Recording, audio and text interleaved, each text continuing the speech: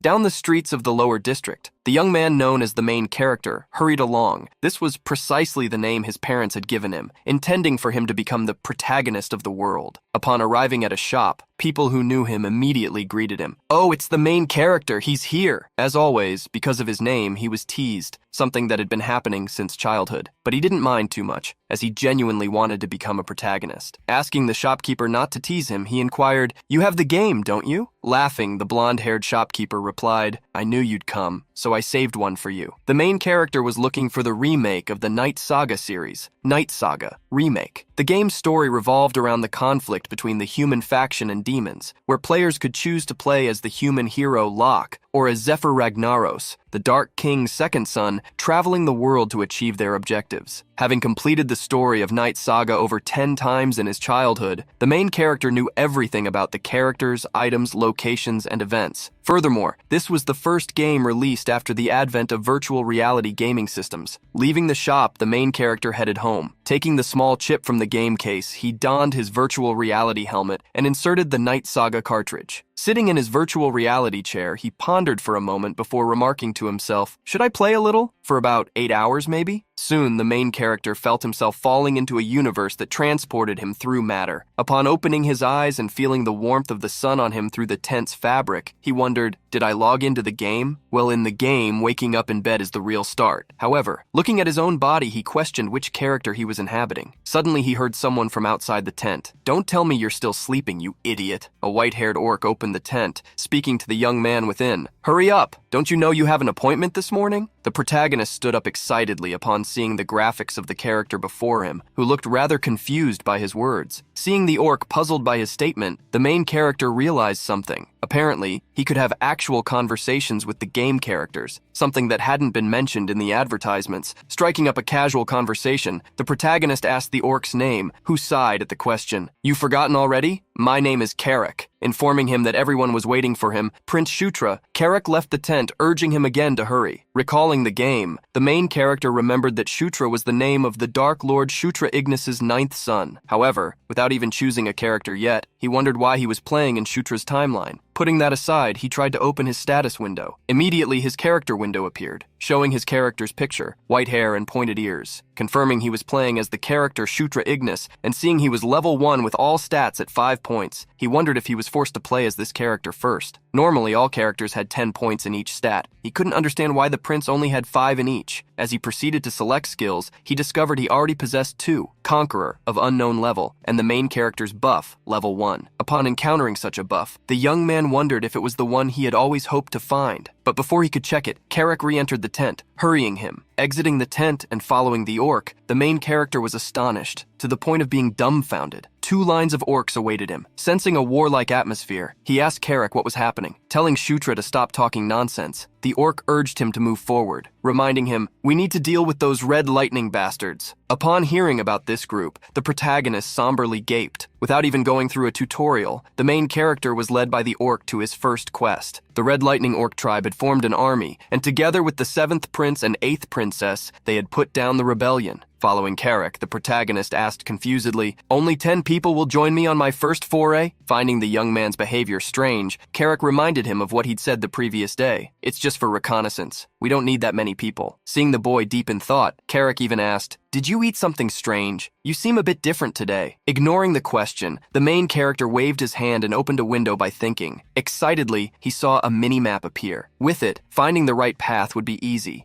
Looking closely, he discovered a secret path and wondered if there would be an event if he took it. As Karak was looking at the paper map he had painstakingly drawn, he heard Shutra's voice. "Follow me. I know a faster way." Though confused, the group of orcs entered the forest, following Shutra. However, they soon saw the scenery change. The journey became difficult as they encountered a wall that they had to climb. The protagonist did so as well, though with difficulty due to his lower stats. Soon, returning to a forest, they found a stone gate. Apparently sealed, it had 2 handles. Upon seeing the stone door, Carrick asked in surprise, "How did you know about this place?" "Prince, are you a mage?" Panting, the protagonist denied it. Looking at Shutra, Karak noticed how exhausted he was. This state was caused by his level 1 stamina, which was terribly low. As he wondered if they could open the door, the protagonist felt a surge of energy overflow within his body. Surprised, he was stunned, until he looked at his own body and a notification that read, "Your level has increased." Having leveled up simply by walking left him quite surprised. Upon opening his character window, he discovered that all his stats had increased by 2 points, and he had gained 2 skill points to distribute, something incredibly powerful. While Shutra was still dumbfounded by what had happened, he saw the orcs push open the stone door, and Karak called him, "Aren't you coming? We need to hurry." Although he didn't know what was inside, since he wasn't alone, the main character felt it was very worth investigating. Furthermore, thanks to the main character's buff skill, if he were to fall into great danger, it would turn into a fortuitous encounter. This was precisely what it meant to be a protagonist. As they passed through the stone door, the group discovered a dark cave. Karak, being experienced, commented to the others that the place looked like a tunnel dug by dwarves. Surprised, Shutra asked if dwarves still lived in the Dark Realm, but Karak denied it, reminding him that they had only lived there a long time ago. While discussing the dwarves, the group found a light emanating from various shiny items, wooden chests filled with gold, jewels, and battle equipment. Sensing great luck, the orcs quickly grabbed what they desired, even rubbing their faces on the shields and axes they were thrilled to obtain for free. One of the orcs celebrated, "Those stupid dwarves left all this loot behind while fleeing." As the orcs carried the items, the protagonist examined some of them in a corner. He couldn't equip any of those beautiful and powerful items, as either his level, strength, or magic power was too low. Still, he wanted to keep some of those items and wondered if he could store them in an inventory. Murmuring the word "store" over a sword, Shutra made it disappear. Seeing the sword in his small inventory, he was satisfied. With his map constantly open, the protagonist ended up spotting several red dots, as if enemies were approaching. He hastily shouted to the orcs from his post, "Everyone retreat!" Before the orcs could react, the wall beside them began to crack. A strong explosion occurred, bringing down the wall and the orcs behind it. With the fall of some green orcs, red beings emerged. Leading a group from the Red Lightning tribe, the warlord Kaichan smiled mockingly. "Did you really think I wouldn't know you were coming here?" Immediately, Kaichan ordered his orcs,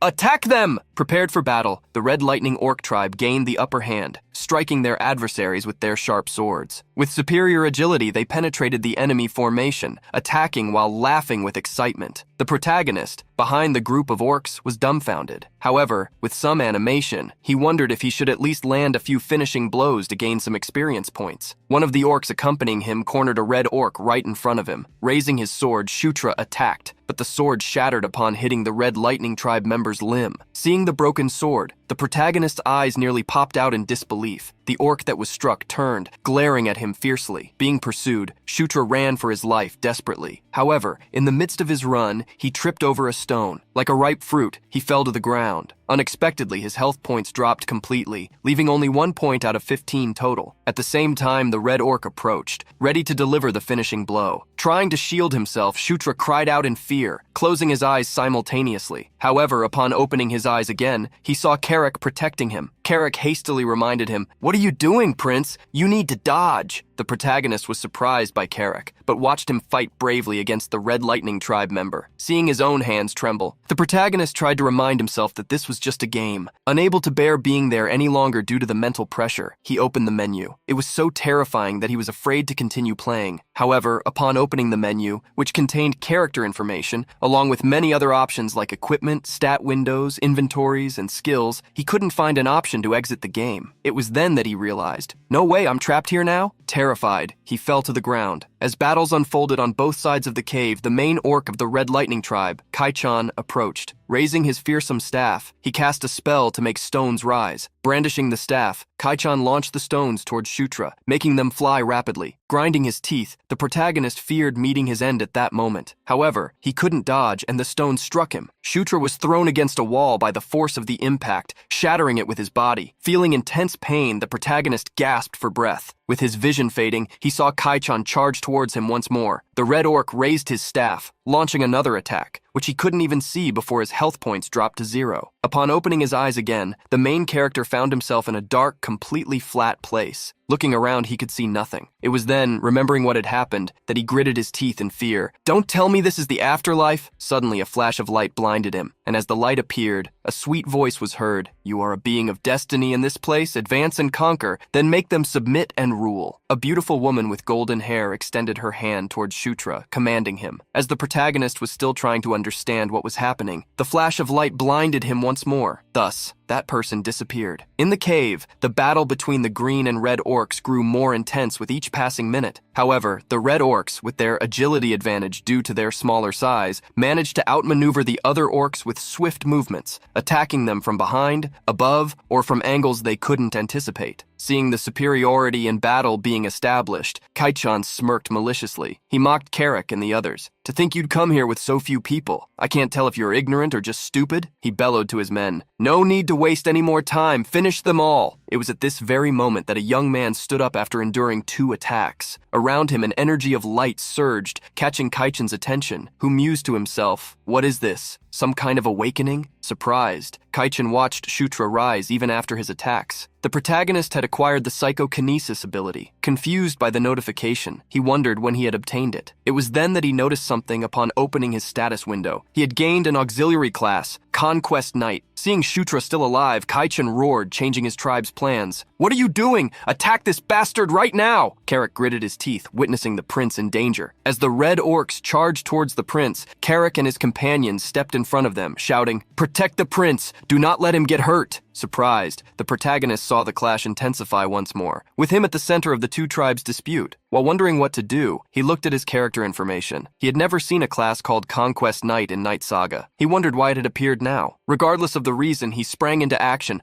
plunging the broken sword into the ground with a surge of light. An enchantment echoed in his mind, as if he had known it for a long time. With a determined gaze, he recited, "The power of conquest is the power of the king, under the king's banner." As he recited the incantation, the light energy overflowed from the sword embedded in the ground and spread to his tribe's goblins. The ability cast by the protagonist provided a buff to all allies within a certain range. Filled with energy, the green orcs felt their powers surge. This power gave them the confidence to confront their enemies. Eliminate every last one of them. The orcs of Shutra's tribe attacked, and with singular blows, they defeated the Red Lightning tribe's orcs one by one. The force they exerted was overwhelming, and like an avalanche, they swept over all enemies in front of them, whether with punches or kicks. Kaichan was astonished to see the enemies suddenly become so much stronger. Even surrounded by allies, he seemed fearful. Stunned, he commented, "This is utterly absurd." The green orcs seemed unstoppable, rapidly closing in on him and his personal guards. It was then that he noticed the young man at the back of the cave with the sword stuck in the ground. He must be the source of that power. Kaichan would not allow him to wield this ability for long and hurled several magic-infused stones at him. However, the protagonist felt no fear. This time, Karak moved in front of him, blocking the stones with his own body, which was so hard it shattered them. Support and defense were united. The orc would not allow his prince to be harmed. Granting Karak all the stat bonuses he could, Shutra ordered him to advance. Without mercy, the green orc charged at his adversary. Kaichan saw the energy-infused orc approaching rapidly, at a speed impossible to evade. Gobsmacked, he couldn't even process what to do. In a single blow, Karak finished Kaichan once and for all. When Kaichan fell to the ground, it drew the attention of all the members of his tribe. A cry of fear rang out among the Red Lightning tribe members, who fled swiftly, but Shutra and Karak's companions would not let them escape easily. At this moment, a notification